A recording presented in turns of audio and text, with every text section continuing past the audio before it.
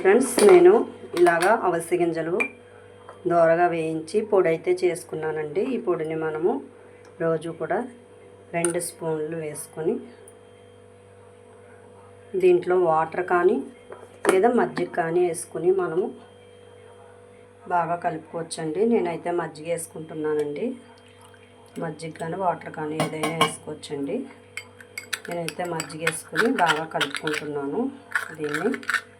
ఇది కొంతసేపటికి బాగా చిక్కగా అవుతుందండి.